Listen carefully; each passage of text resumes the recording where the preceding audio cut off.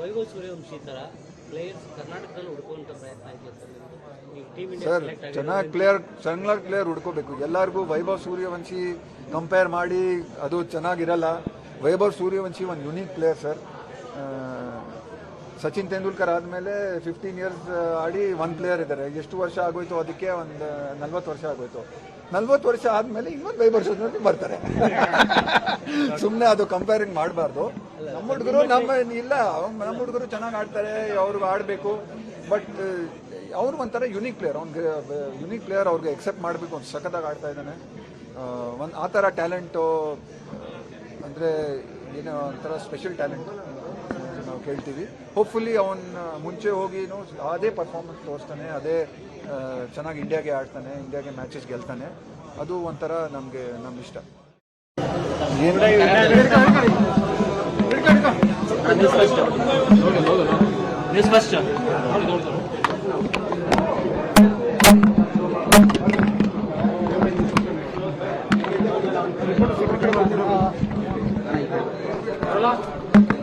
ಮಹಾರಾಜ ಟ್ರೋಫಿಯನ್ನು ಅನಾವರಣ ನಮ್ಮ ಖುಷಿನ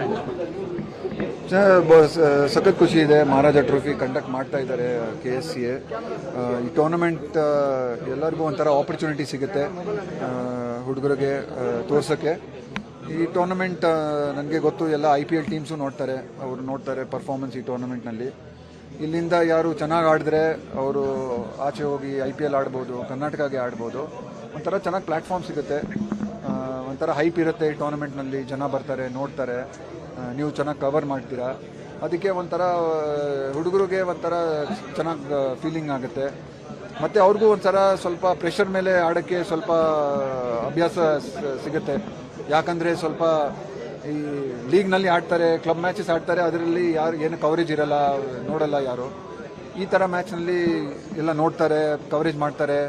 ಸೊ ಅವ್ರಿಗೂ ಗೊತ್ತು, ಸ್ವಲ್ಪ ಪ್ರೆಷರ್ ಇರುತ್ತೆ. ಅದು ಒಂಥರ ಚೆನ್ನಾಗಿದೆ ಹುಡುಗರಿಗೆ. ಆ ಥರ ಪ್ರೆಷರ್ಗೆ ಒಂಥರ ಅವ್ರು ಆಡಿದ್ರೆ ಮುಂಚೆ ಆಡಿ IPL ಆಡಿದ್ರೆ, ಕರ್ನಾಟಕಗೆ ಆಡಿದ್ರೆ ಸ್ವಲ್ಪ ಅವ್ರಿಗೆ ಸುಲಭ ಆಗುತ್ತೆ.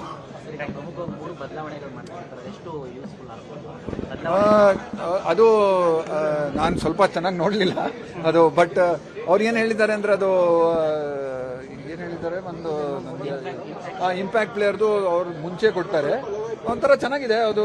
ಸ್ವಲ್ಪ ಆ್ಯಕ್ಚುಲಿ ಬೇಸಿಕ್ಲಿ ಮೇ ಬಿ ಏನಾಗುತ್ತೆ ಅಂದರೆ ಕೋಚು ಕ್ಯಾಪ್ಟನ್ಗೆ ಸ್ವಲ್ಪ ಅವ್ರ ಮೈಂಡ್ ಯೂಸ್ ಮಾಡಬೇಕು. ಯಾಕಂದರೆ ಟಾಸ್ ಆದಮೇಲೆ ನೀವು ಕೊಟ್ಟರೆ ಎಲ್ಲರೂ ಒಂಥರ ಸೆಟ್ ಇರುತ್ತೆ. 7 ಬ್ಯಾಟ್ಸ್ಮನ್ 4 ಬೌಲರ್ಸ್ ಆಡ್ತಾರೆ. ಬಟ್ ಈ ಥರ maybe you have to think a little more. But ಚೆನ್ನಾಗಿರುತ್ತೆ, ನೋಡೋಣ ಹೆಂಗೆ ಅದು ಸಕ್ಸಸ್ಫುಲ್ ಆಗುತ್ತೆ. Very it's very nice to be here to unveil the Maharaja trophy.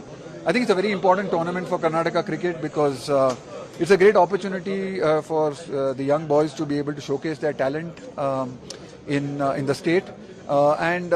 I think it's a good tournament because there is a lot of hype, there's a lot of publicity around it. There's also a lot of media coverage, so that it adds a level of pressure to these kids. And I think it's very important that they play in a little bit of pressure and expectation, because that is what will help them also when they go up to the next level.